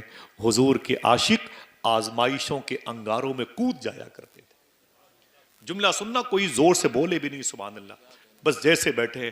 یہی جنگ احد سے پہلے جنگ بدر ہوئی. حضور نے فرمایا کہ ابو جہل اسلام کو مٹانا چاہتا ہے، قرآن کو مٹانا چاہتا ہے. پوری دنیا کے لوگوں سے میں کہنا چاہتا ہوں کہ اگر کوئی ہمیں مٹانا چاہتا ہے تو اس سے کہہ دو وہ کامیاب ہو جائے گا. اگر کوئی اس وقت کے مسلمانوں کو مٹانا چاہے تو وہ کامیاب ہو جائے گا. ہمارے گھروں کو کوئی آگ لگانا چاہے تو کامیاب ہو جائے گا. لیکن اگر کوئی اسلام کو مٹانا چاہے، اگر کوئی قرآن کو مٹانا چاہے، اگر کوئی حضور کی محبت کو دل سے نکالنا چاہے، نا نا نا نا، یہ ہے ہی نہیں، ہو ہی نہیں سکتا. جب تک چاند اور سورج نکلتا ہے آمینہ کے لال کا ذکر ہوتا رہے گا انشاءاللہ. حسین کے نانا کی باتیں آپ، میں نہیں چاہتا کہ زور سے بولوں اور آپ زور سے سبحان اللہ کہیں. سمجھیں، ہم آزمائشوں سے بھاگ رہے، ہم آرام سے سونا چاہتے ہیں، آرام سے کھانا پینا چاہتے ہیں، اور یہ حضور کے سچے عاشق آزمائشوں کے انگاروں میں کودنا چاہتے تھے. کیسے؟ یہ احد شریف سے پہلے 1 سال پہلے ایک جنگ ہوئی جسے جنگ بدر کہتے ہیں. حضور نے اعلان کروایا مدینے کے ہر گھر سے کہہ دو کہ جتنے بھی طاقتور قسم کے لوگ ہیں چلیں اللہ کا دین آواز دے رہا ہے. سبحان اللہ. اب ایک گھر میں جیسے آواز پہنچی, گھر میں 2 لوگ تھے. کتنے بچے بولے کتنے لے؟ 2 لوگ تھے. ایک کا نام تھا سعد, سین عین دال سعد, یہ بیٹے تھے, اور ان کے باپ کا نام تھا خیسمہ, خے یہ ثے میم ہا, خیسمہ. باپ کا نام کیا تھا؟ یاد رہے گی, اونچی بولیں. اور ان کے بیٹے تھے, ان کا نام تھا سعد. کیا نام تھا؟ سعد. اب حضور کا فرمان پہنچا کہ ہر گھر سے ایک ذمہ دار آدمی باہر نکلے, چلے میرے ساتھ بدر کے میدان میں دشمنوں نے للکار دیا ہے. جیسے نکلے نا, اگر دل کہے تو مسکرا کے سبحان اللہ بنا. باپ نے کہا میں جاؤں گا, بیٹے نے کہا میں جاؤں گا. ہائے ہائے, سمجھ گئے؟ باپ کہتا ہے میں جاؤں گا اور بیٹا کہتا ہے میں جاؤں گا. اس بنیاد پر ایسی میں لڑائی ہو گئی, اس بنیاد پر لڑائی ہوئی کہ بیٹا کہتا تھا میں جاؤں گا, باپ کہتا تھا میں جاؤں گا. وہاں کیا رسگلے بٹ رہے تھے, وہاں کیا پھولوں کی بارش ہو رہی تھی, وہاں گردنیں کٹ سکتی تھی, وہاں بازو کٹ سکتے تھے, دونوں کی جو ماں اور بیوی تھی نا بیوہ ہو سکتی تھی. سمجھ رہے؟ پھر بھی باپ کہتا ہے اے میرے بیٹے تو میرا بیٹا ہے, تجھے میں نے محبت سے پالا ہے, میری ایک بات مان لے. تو بیٹا بولا کیا مان لوں؟ کہا تو گھر میں رہ, گھر سنبھال, مجھے حضور کے ساتھ جنگ میں جانے دے. تو بیٹا کہتا اے میرے باپ, آپ میرے باپ ہیں, میرے ہوتے ہوئے کیسے آپ کو میں شہادت کا جام پینے دوں؟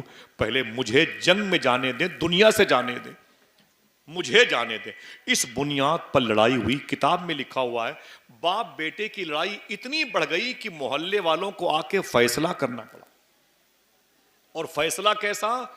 آپ کہتے ہیں ہیل ٹاس, وہ قرآن اندازی, فال کھولا گیا. مثال کے طور پر 2 پرچیاں لائی گئیں, ایک پرچی میں باپ کا نام لکھا گیا, ایک میں بیٹے کا نام لکھا گیا. مثال کے طور پر قرآن اندازی ہو رہی ہے. یہ کہا گیا کہ جس کی پرچی نکل آئے گی وہی بدر کے میدان میں حضور کے ساتھ جنگ لڑنے جائے گا. اگر دل کہے تو کوئی سبحان اللہ بولے. پرچی میں نام نکلا بیٹے کا. کس کا نکلا؟ اونچی. اور بیٹے کا نام کیا تھا؟ ماشاء اللہ سلامت رکھے. کیا نام تھا؟ سعد نام تھا. اور باپ کا نام خیسمہ.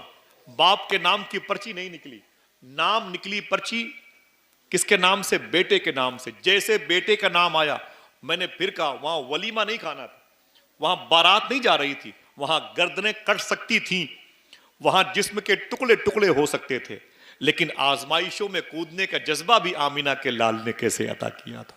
اللہ اکبر, اللہ اکبر. پھر سعد اور خیسمہ کی لڑائی تو بند ہو گئی. سعد اپنے گھر کے آنگن میں بلیوں اچھل رہے تھے, اپنے باپ کے سامنے, اپنی ماں کے سامنے, اپنی بیوی کے سامنے اچھل رہے تھے, اچھل رہے تھے. سمجھ رہے ہیں؟ اچھل رہے تھے. اور باپ ایک کنارے پر بیٹھا ہوا رو رہا تھا. باپ کس بنیاد پر رو رہا تھا؟ کہ مجھے میدان جنگ میں جانے کی مہلت کیوں نہیں مل رہی. تو معلوم ہے کیا کہا؟ خدا کی قسم بھولا نہیں آج تک, بڑا رویا ہوں کنارے جب بیٹھ کر کی جملہ. باپ نے اپنے بیٹے سے کہا اے میرے بیٹے سعد, میری ایک بات مان لے. کہا کیا؟ جو سمجھے گا وہ سبحان اللہ بولے گا.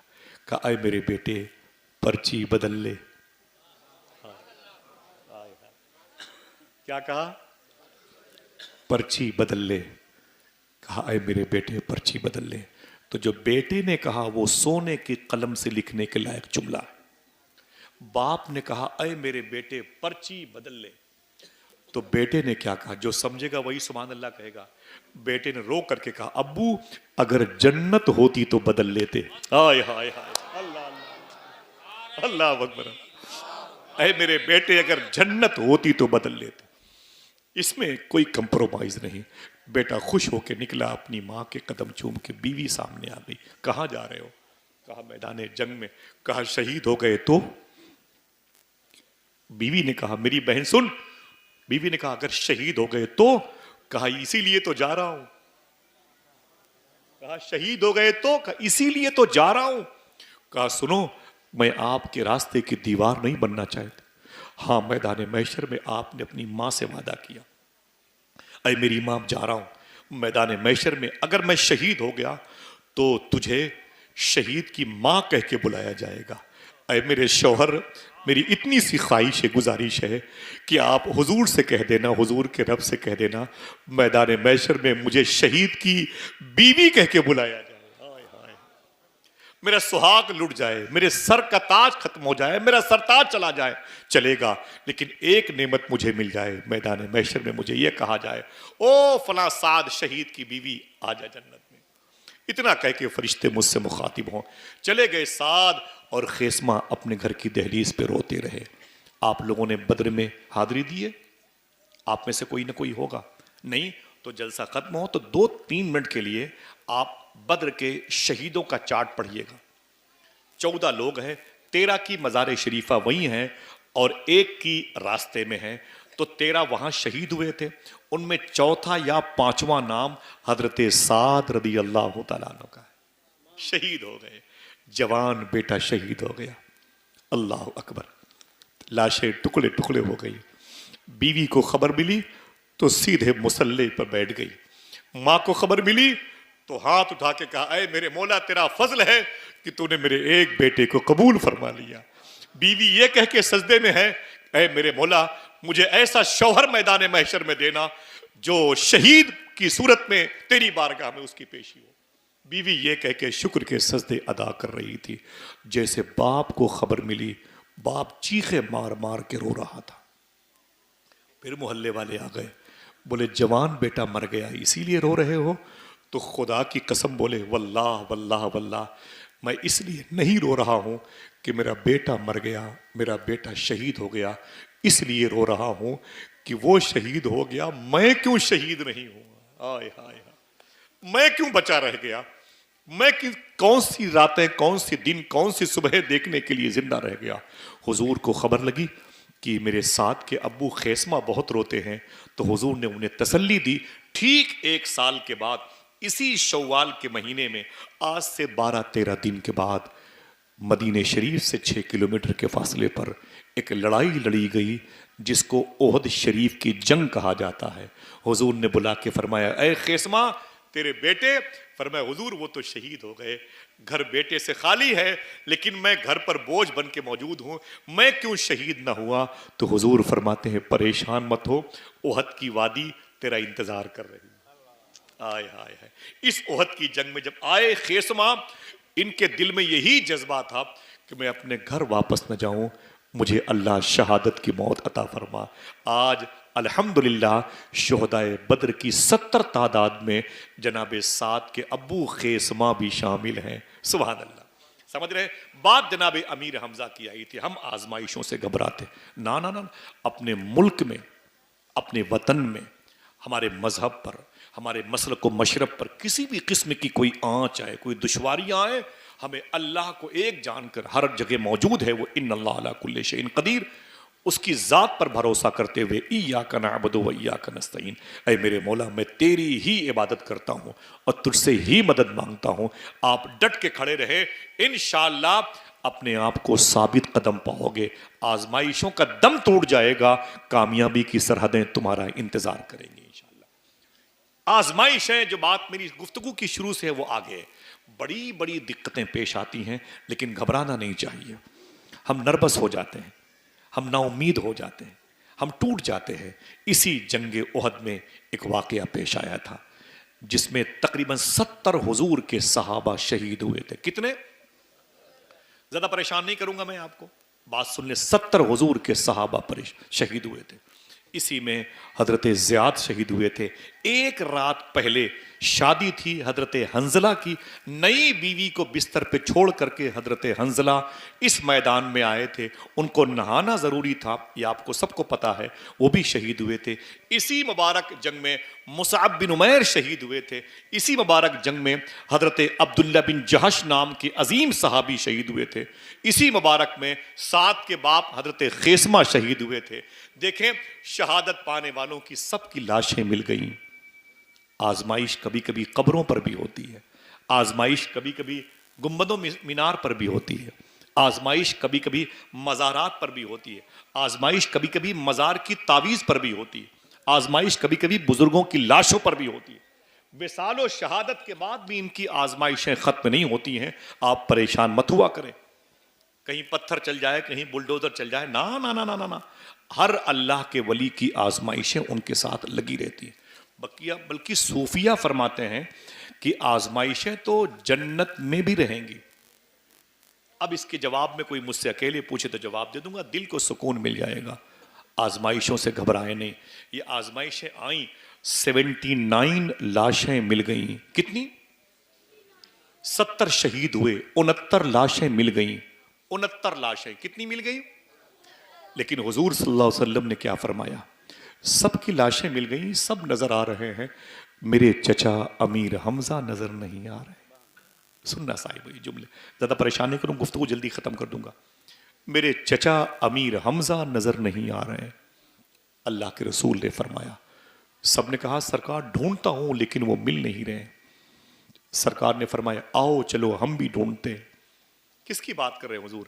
خود اپنے چچا کی، جو 2 یا 4 سال بڑے تھے اور بڑی جانبازیاں دکھائی تھیں آپ نے میدان احد میں. بڑی جانبازیاں دکھائی تھیں. معلوم ہے اللہ کے رسول کے خیمے میں جو خیمہ موجود تھا، اس خیمے میں حضور کی بیٹی ماں فاطمہ الزہرا رضی اللہ تعالی عنہا بھی تھی. جیسے انہیں پتا چلا کہ میرے دادا غائب ہیں، بہت روئیں حضور سے لپٹ کے، بابا جان میرے آقا کہاں، میرے آقا امیر حمزہ کہاں؟ حضور رونے لگے. فرمایا آؤ چلو چلتے ہیں، دیکھتے ہیں میرے چچا کہاں ہیں. صاحبو سننا غور سے، کلیجے باہر آ جائیں گے.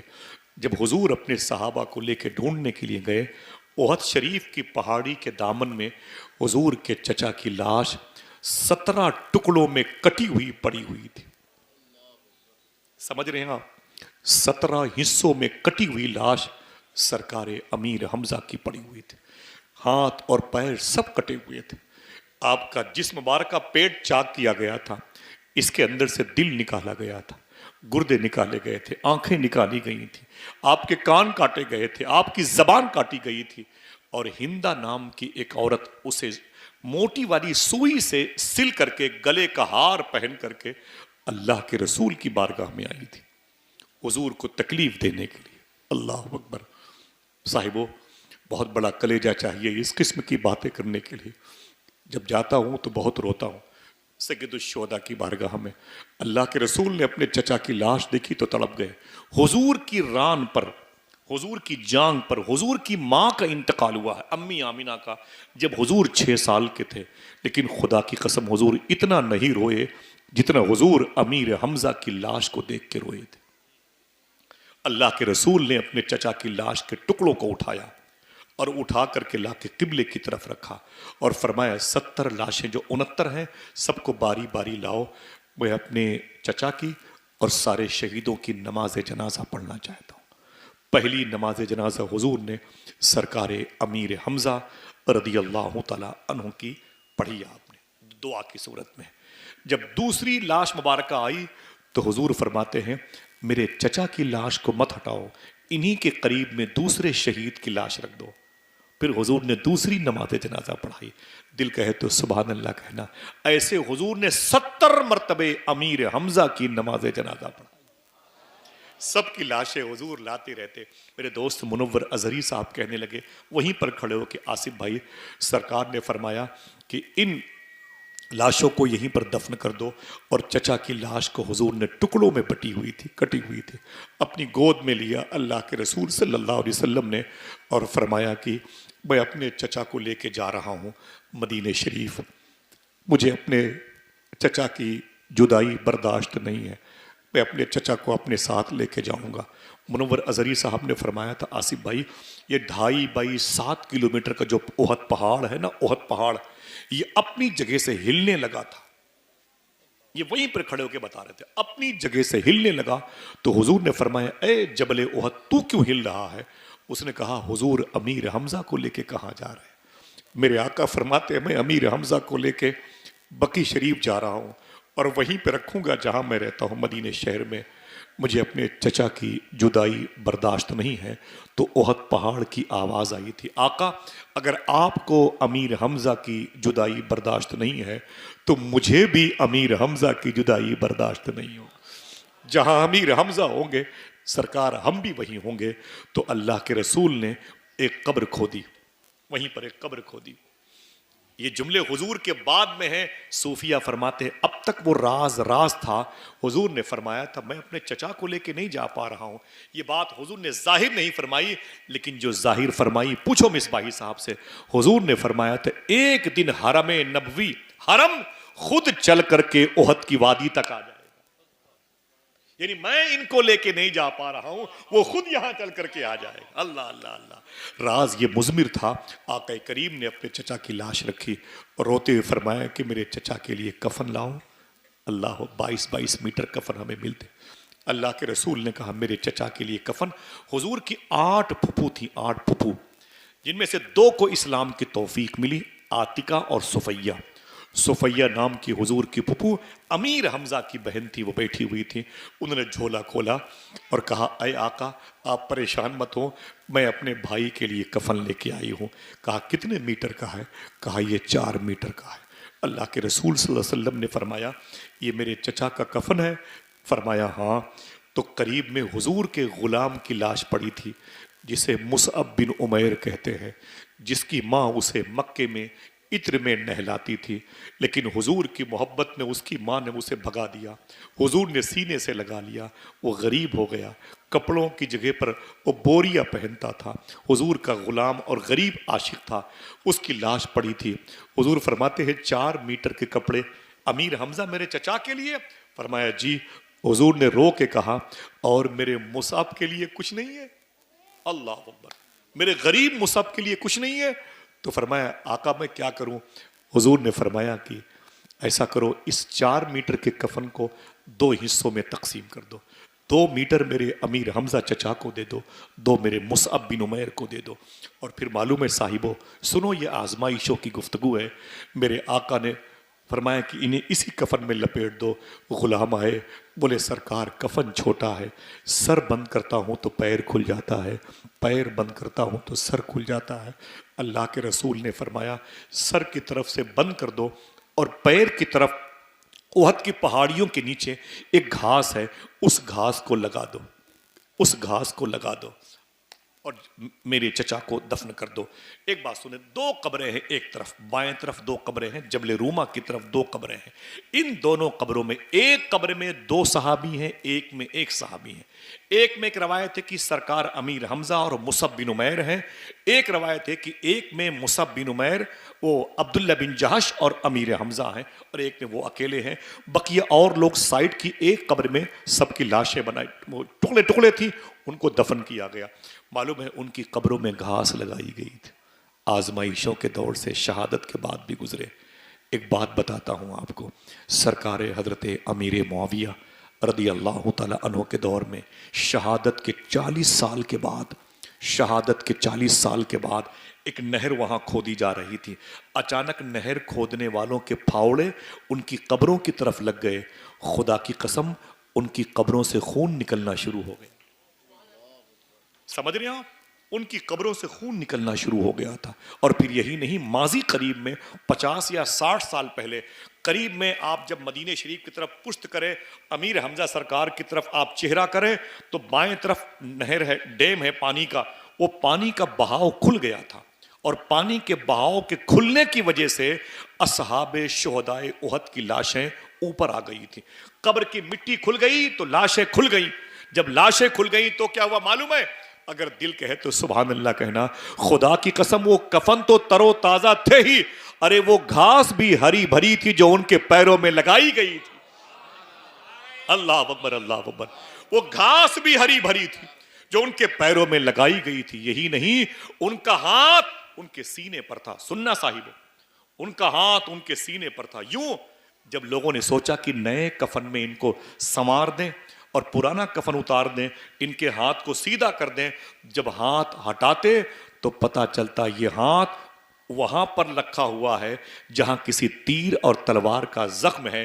جیسے ہاتھ ہٹاتے تھے خون نکلنا شروع ہو جاتا. اللہ اکبر, اللہ اکبر. ذرا سوچو 4 گھنٹے کے بعد اگر مردے کے چہرے کو آپ کسی کپڑے سے نہ بند کریں, تکیہ نہ ہٹائیں, اس کے پیروں کو آپ رسی سے نہ باندھے، دھاگے سے نہ باندھے، کسی کپڑے سے نہ باندھے تو اکڑ جاتے ہیں. ہاں کتنی دشواریاں ہوتی ہیں، کتنی پریشانیاں ہوتی ہیں. معلوم ہے آپ کو، دل کہے تو سبحان اللہ کہنا. تقریباً 1450 سال کے بعد سرکار امیر حمزہ کا جب دوبارہ کفن بدلا جا رہا تھا تو بتاتے ہیں لوگ کفن بدلنے والے کہ جیسے چاہتے تھے ان کے ہاتھ کو ہم دائیں بائیں موڑ دیا کرتے تھے. اللہ اکبر اللہ اکبر. اتنا نرم ان کے باز، ان کے ہاتھ تھے، اتنے نرم ان کے پاؤں تھے.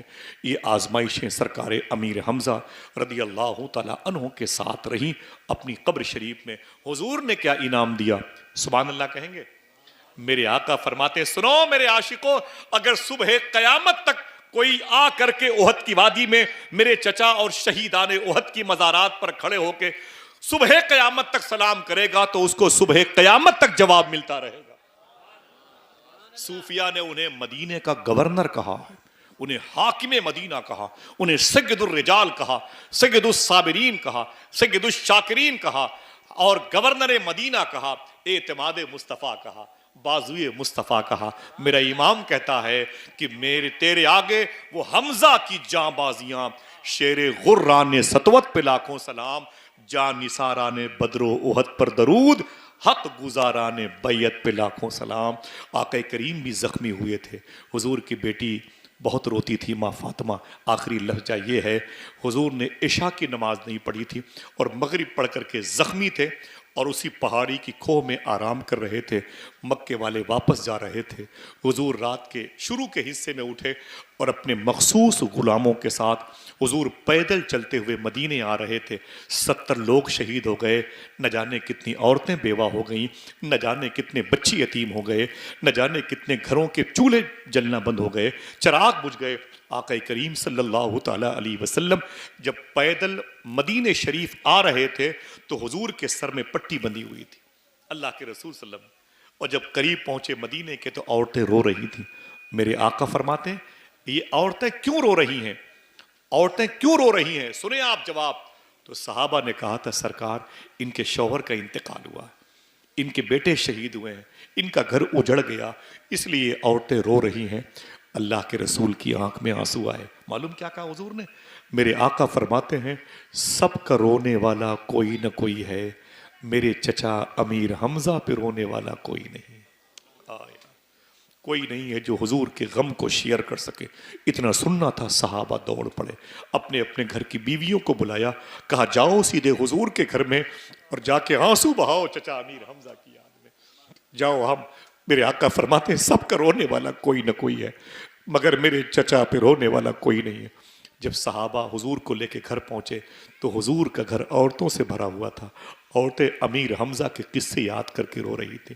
وہ جانباز، وہ تیر انداز، وہ سیر و سیاحت کا شوقین، وہ جس کی پیشانی سجدوں سے چمکتی تھی، جس کی آنکھ خشیت الہی میں بہتی تھی، جو ظلم کرنے والوں کی کلائیوں کو موڑتا تھا، جو حضور کا اعتماد تھا امیر حمزہ.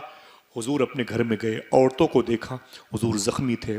اللہ کے رسول صلی اللہ تعالیٰ علیہ وسلم چپ چاپ بغیر عشاء کی نماز پڑھے ہوئے اپنے بستر پہ حضور روتے ہوئے سو آرام کرنے لگے. کچھ دیر کے بعد حضور نے آنکھیں کھولی، اللہ کے رسول نے عشاء کی نماز پڑھی اور نماز پڑھنے کے بعد پھر حضور لیٹ گئے. عورتیں لگاتار مسلسل رو رہی تھیں. اللہ کے رسول صلی اللہ علیہ وسلم کی پھر آنکھ کھلی. فرمایا کہ عورتیں آپ اتنا کیوں رو رہی ہیں؟ ساری عورتوں نے کہا کہ آقا آپ کے چچا کا انتقال ہوا، شہید ہوئے ہیں، نہ ان کے والد ہیں، نہ ان کی ماں ہے، نہ کوئی ان کا بھائی ہے، نہ کوئی ان کی بہن ہے. وہ عاتقہ اور صفیہ بے ہوش پڑی ہیں، یہاں کوئی نہیں. ہم اس لیے رو رہے ہیں، آپ کے غم کو شیئر کر رہے ہیں. حضور نے اپنے ہاتھوں کو اٹھا کے دعا مانگی، ان سب کو دعاؤں سے نوازا، نسلوں کی فراوانی کی دعا فرمائی، نسلوں کے اعتقاد کی سلامتی کی دعا فرمائی اور فرمایا اپنے اپنے گھروں میں جاؤ. ساری عورتیں چلی گئیں. آقا کریم نے تہجد کی نماز پڑھی. پھر تھوڑی دیر کے بعد مسجد نبوی شریف میں زخمی حالت میں آئے. بدھ کے دن اللہ کے رسول صلی اللہ علیہ وسلم اچانک اٹھ جایا کرتے اور فرماتے چلو چچا امیر حمزہ کی بارگاہ میں. تقریباً 3 ہجری میں یہ جنگ ہوئی. اس کے بعد 10 سال تک حضور حیات تھے.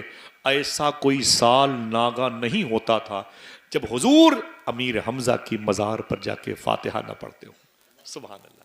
سرکار امیر حمزہ، آج میں آپ سے گزارش کرتا ہوں کہ آپ کا کوئی اپنا آدمی اگر مدینے جائے تو اس سے یہ ضرور کہا کرو کہ حضور کے چچا کی بارگاہ میں میرا سلام پیش کر دینا. انشاءاللہ بولے, ہاتھوں کو اٹھا کے بولے انشاءاللہ. نام یاد رہے گا امیر حمزہ. فرماتے ہیں کہ صوفیہ کی ضرور کہا کرو کہ جانا تو حضور کی بارگاہ میں کچھ مت کہنا, میرا نام مت لینا, اگر کچھ کہنا تو امیر حمزہ سے کہنا, اس لیے کہ وہ جس بات کے لیے حضور سے کہتے ہیں حضور ان کی بات کو نہیں کاٹتے. سبحان اللہ. ان کے پاس مدینے کی فائل موجود ہے, ان کے پاس مدینے کے رجسٹر موجود ہے. آج بھی الحمدللہ رب العالمین مدینے کی حاکمیت کی نشست پر وہ قابض ہیں. اللہ کے رسول صلی اللہ علیہ وسلم کی بارگاہ میں ان کی اس قدر بول بڑے ہیں الحمدللہ رب العالمین. میری دل سے دعا ہے سرکار داتا غیبی شاہ کے عرس کے صدقے میں اس مبارک مجلس میں آنے والوں کو اللہ جلد از جلد سرکار سید الشہداء کی بارگاہ میں حاضری کی توفیق عطا فرمائے. ہاتھوں کو اٹھا کے بولو آمین, دل سے بولو آمین. اب ایک گزارش ہے کہ ایک آدمی درمیان سے کھڑے ہو کے ایک نعرہ لگائے سرکار امیر حمزہ کی محبت میں. ہے کوئی ایک نعرہ لگائے کوئی محبت کے ساتھ؟ ممبر رسول سے بہت لیتے ہیں, میں نعرہ کے قائل نہیں. کوئی ہے لگانے والا؟ ایک نعرہ حضور کے نام پر کوئی لگائے. میں بیٹھا ہوا ہوں ذرا سا, یہ ریکارڈنگ ہو رہی ہے ماشاءاللہ. میں بھی ایک ماشاءاللہ یا علی سبحان اللہ. بس ایک اعلان کے لیے میں نے سوچا, میں نے آپ کو بریک دیا تھا, وہ یہ ہے کہ انشاءاللہ اصغر بھائی ہیں, تحسین بھائی ہیں, نعتیں ہوں گی, منقبتیں ہوں گی, مصباحی صاحب قبلہ کی موجودگی ہے, ان کا ہونا ہی مقبولیت کی نشانی ہے. جب مجلس ایک گھنٹے کے بعد ختم ہو جائے گی, حضور غوث اعظم سیدنا شیخ سبحان اللہ تو کہہ دو یار, حضور غوث پاک چلیں گے انشاءاللہ. کتنے لوگ بغداد شریف؟ صدام بھائی نے کہا آصف بھائی بغداد شریف کی بات کیجئے, لیکن میں جب ابھی آیا ہوں تو میں دیکھتا ہوں لوگ بڑے ٹینشن میں ہیں, پریشان ہیں, وہ حالات اچھے نہیں, پوری دنیا لڑائی میں لگی ہوئی ہے اور اختلاف بہت زیادہ ہے. ٹھیک ہے, دقتیں ہیں, آزمائشوں میں گرے ہوئے ہیں. تو لوگ بولے آصف بھائی اس دلدل سے نکلا کیسے جائے؟ تو میں نے سوچا کہ اس پر تھوڑی سی بات کروں, ورنہ میں اپنے بھائی کی بات پر غوث پاک کی بات کرتا. لیکن گزارش, چلیں گے بغداد شریف انشاءاللہ؟ بولے انشاءاللہ. میں تقریباً اس سال میرا یہ 6واں سفر تھا بغداد شریف الحمدللہ رب. سیدنا شیخ کی بارگاہ میں 17-18 دن تھا. حضور غوث پاک کی ولادت تھی اور حضور غوث پاک کی بارگاہ میں حاضری.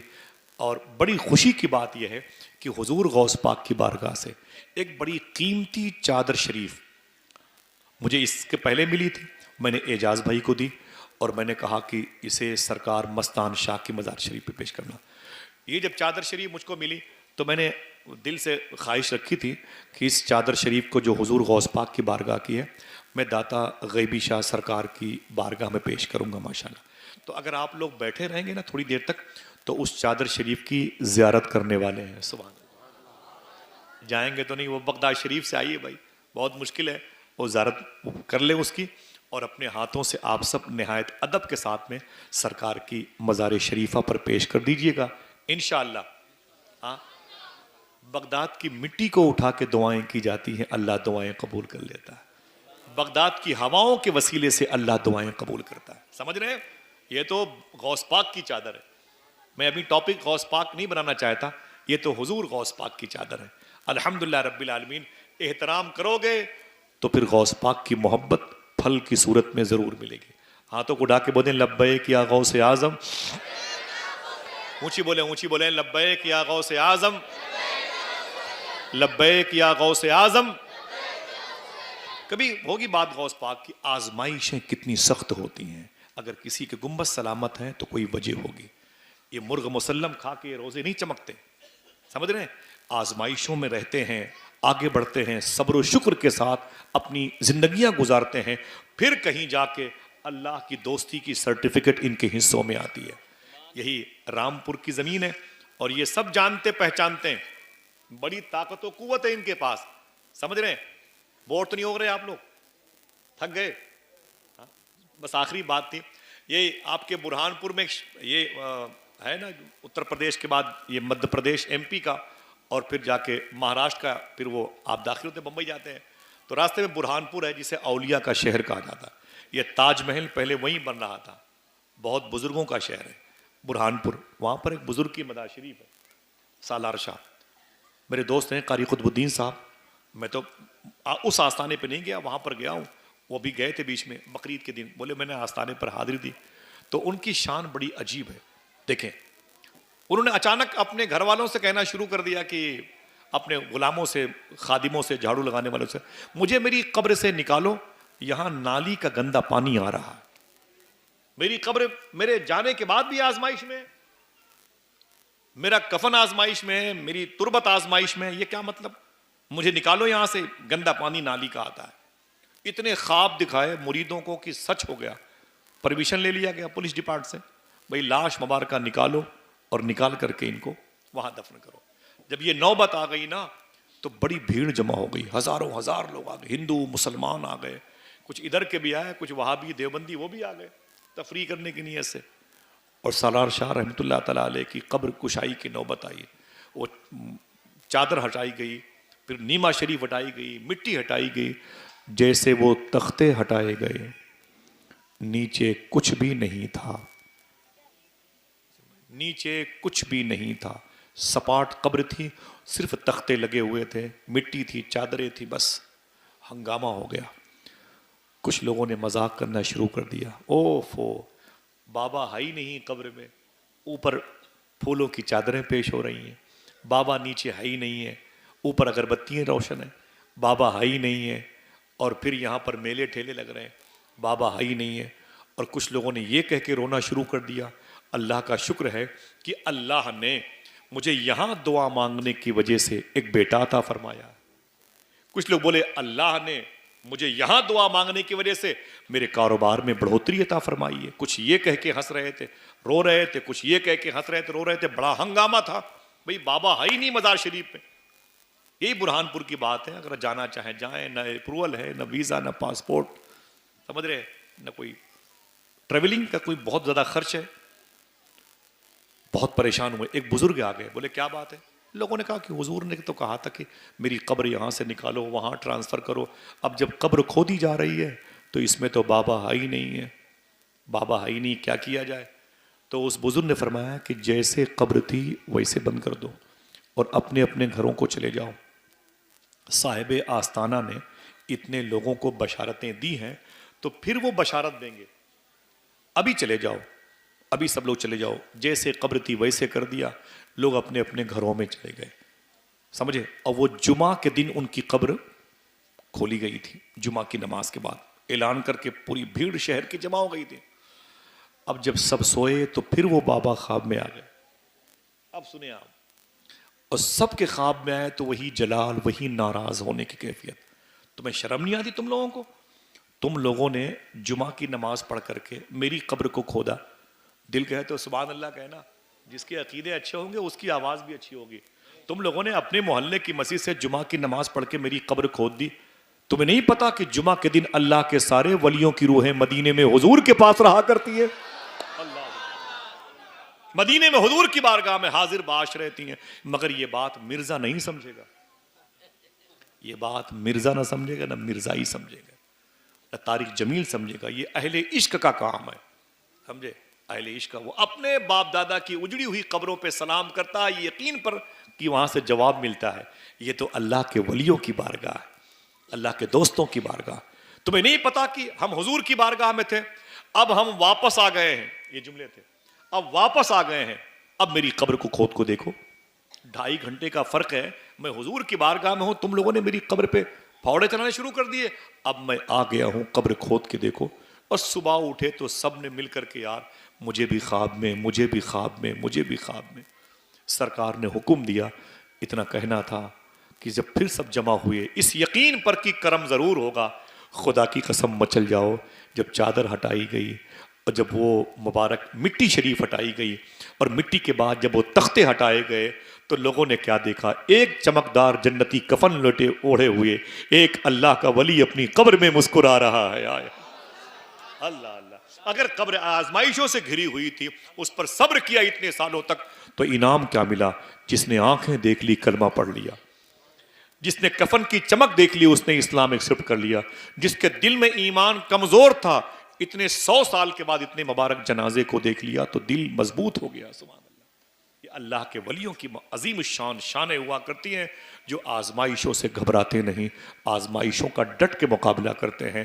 ان کے رزق کا انتظام اللہ کرتا ہے، ان کے باڈی کی حفاظت اللہ کیا کرتا ہے. 12 سال تک بغیر کچھ کھائے پیے صابر پاک گولر کی شاخ پکڑ کے لٹکے ہوئے ہیں. کیا کوئی ڈاکٹر اسے ایکسپٹ کر سکتا ہے؟ نہیں، لیکن اللہ چاہے تو ایسا ہو سکتا ہے. صحیح ہے کہ نہیں بھائی؟ یہی رامپور کی زمین ہے اور سرکار محبوب الہی، جن کو شاہ محبوب الہی کہتے ہیں، رامپور کے جو بزرگ ہیں، حافظ جمال اللہ رامپوری کے خلیفہ ہیں. وہ شکار کے بڑے شوقین پیر صاحب اور مرید صاحب پرندوں سے محبت کرتے تھے. مرید کے دل میں پرندوں کی محبت اور پیر کے دل میں پرندوں کو شکار کرنے کا جذبہ. جیسے پیر صاحب نشانہ لگاتے، پیچھے سے مرید پتھر مار دیتا، وہ پرندہ اڑ جایا کرتا تھا. اب پیر صاحب جلال میں آتے تھے، درگاہی، اس کو ہندی بولتے، او درگہیا تو نے میرا نشانہ خطا کر دیا. مرید بولتا سرکار معافی چاہتا ہوں. ایک دن پیر صاحب نے نشانہ لگایا پرندے پر، درگاہی مرید نے پتھر مارا، وہ پرندہ اڑ گیا. پیر صاحب کو جلال آ گیا. پیر صاحب نے فرمایا درگہیا جہاں کھڑا ہے وہیں کھڑے رہے، جہاں کھڑا ہے وہیں کھڑے رہے، ہٹنا مت. وہ کھڑے ہو گئے، شاہ درگاہی کھڑے ہو گئے اور پیر صاحب یہ کہہ کے آگے بڑھ گئے. شکار کرتے کرتے جنگل کے اس پار چلے گئے. لاکھوں مرید، ہزاروں خلیفہ تھے، وہ درگاہی ذہن سے نکل گیا. 12 سال کے بعد، کتنے؟ 12 سال کے بعد پھر پیر صاحب شکار کرتے کرتے وہیں پر پہنچے جہاں 12 سال پہلے کہا تھا درگاہی چپ چاپ کھڑے رہے. جب وہاں پر پہنچے تو کیا دیکھا؟ محسوس کیا خوشبو، اور اپنے مریدوں سے بولے مجھے درگاہی کی خوشبو آ رہی ہے. اس کو ہندی میں کہا تھا مجھے درگہیا کی خوشبو آوت ہے. ہندی میں کہا مجھے درگہیا کی خوشبو آوت ہے. اتنا کہنا تھا، کہا درگاہی کہاں ہے تو؟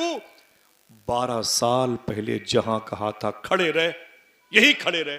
وہیں پر 12 سال تک شاہ درگاہی کھڑے تھے. پورے بدن میں گوشت کی جگہ دیمک نے قبضہ کر لیا تھا. ہڈیاں گل گئی تھیں اور ایک ڈھانچہ کھڑا تھا. دیمک کے گھروندے تھے، گھاس اگائی تھی، آنکھیں دھس گئی تھی، بالوں کی جگہ گھاس اگے ہوئے تھے. کہا درگہیا کہاں ہے؟ ادھر آ، تیری مہک آ رہی ہے. وہ یوں کیا اپنے ہاتھ تو دیمک کے گھروندے گرے اور گرتے ہوئے جیسے اپنے پیر کے پاس پہنچے، پیر نے آگے بڑھ کر یوں اپنی گود میں لیا. ہڈیوں کا جوڑ الگ ہو رہا تھا، گوشت تو ختم ہو چکا تھا، روح باقی تھی. ایک ڈھانچہ تھا ہاتھ میں پیر کے. اور جب پیر نے اپنے مرید کو دیکھا تو کہا درگہیا تو نے اپنی کیا حالت بنا رکھی ہے؟ کہا حضور مرید ہوا تھا اسی شرط پر جو کہو گے اس پر عمل کروں گا.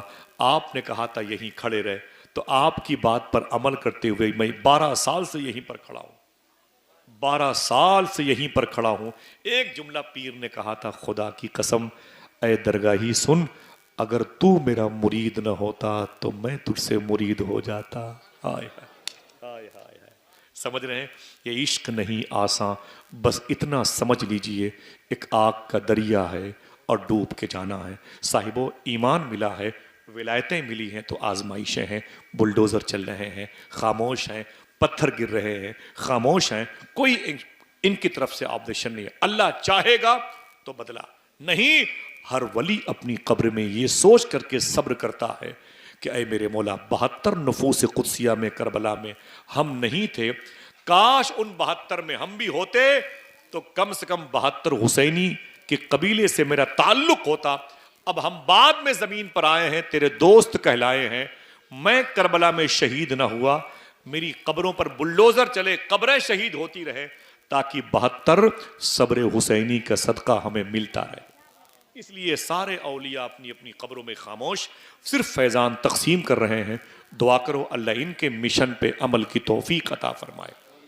آمین بولو بھائی. بہت زیادہ میں نے آپ کا وقت لیا، لیکن یہ بنتے کیسے ہیں؟ ایسے ہی مریدوں کے ہاں لمبی لمبی دعوتیں کھا کے لمبے لمبے نذرانے لے کے بنتے ہیں؟ نا نا نا نا نا. آپ پوچھو پیر صاحب سے بات کرو تو وہ 2-4 لاکھ روپے نذرانے کی بات ہو جائے گی. یہ نہیں پوچھیں گے کہ نذرانہ دینے والا زکوٰۃ دیتا ہے کہ نہیں. نذرانہ دینے والا زکوٰۃ دیتا ہے کہ نہیں, کسی غریب کا حق تو نہیں مارے ہوا ہے. پیر صاحب یہ نہیں سوچتے. سلسلے چشت کے عظیم بزرگ کو کورٹ میں لایا گیا, مقدمہ ہوا تھا اس بنیاد پر کہ حضور یہ حرام کھاتے ہیں, حرام, میری زمین غصب کر لی ہے. اللہ کا ولی آج آزمائشوں میں کٹہرے میں وہ کہتا ہے میں حرام نہیں کھاتا. لوگ بولے نہیں تو حرام کھاتا. اللہ کا ولی آزمائشوں میں ہے, تو حرام کھاتا ہے, وہ کہتا ہے میں نے حرام نہیں کھایا, میں نے حرام نہیں کھایا.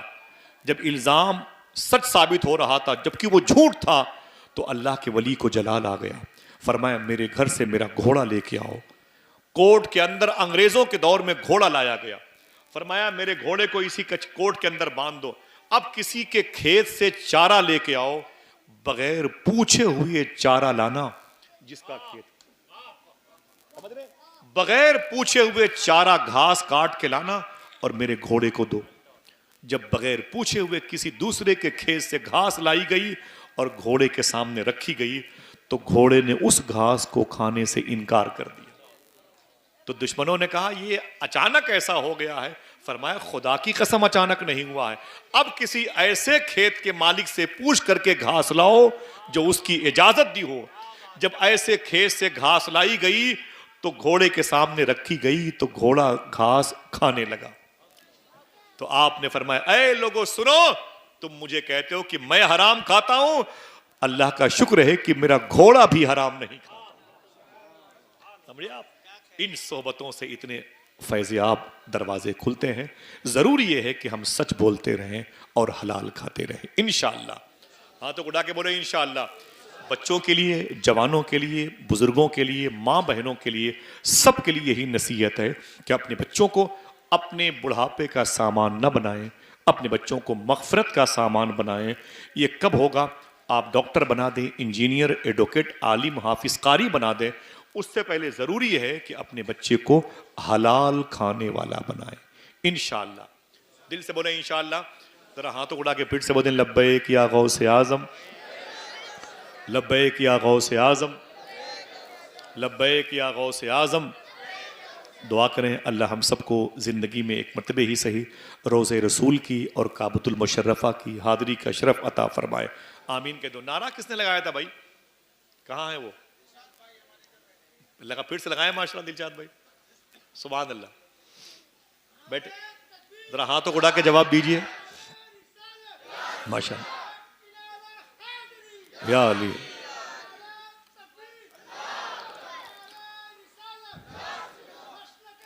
رضی اللہ تعالی. زندہ باد. ماشاءاللہ. سبحان اللہ.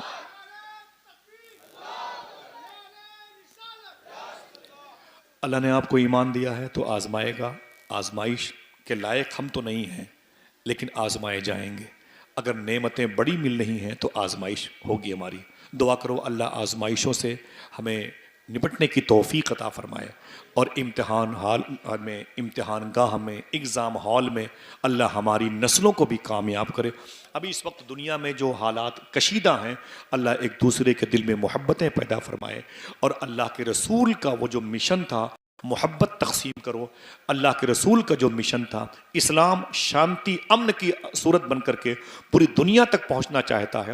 دعا کرو اللہ سب کو اسلام کی راہ کا مسافر بنائے اور زمین پر محبتوں کی بارشیں ہوں, زمین پر اختلافات کے چراغ بجھ جائیں. میں چاند بھائی سے گزارش کروں گا کہ وہ تھوڑی دیر کے بعد حضور غوث پاک کی بارگاہ کی چادر شریف یہاں لے کے آئیں گے. انشاءاللہ اس چادر شریف کی آپ زیارت کریں گے جو ابھی 10-15-20 دن پہلے غوث پاک کی بارگاہ سے آئی ہے اور ہمیشہ وہ چادر یہیں رہے گی.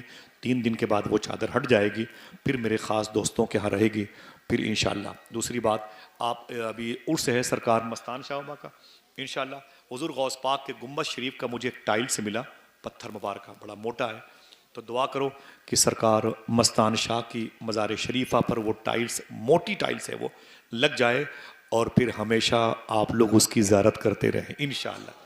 آپ کے شہر میں وہ آ گئی ہے جو نہ جانے کتنے سال تک حضور غوث پاک کے سر پر چھتری بن کر کے موجود تھی. سبحان اللہ. محبت سے بولے سبحان اللہ.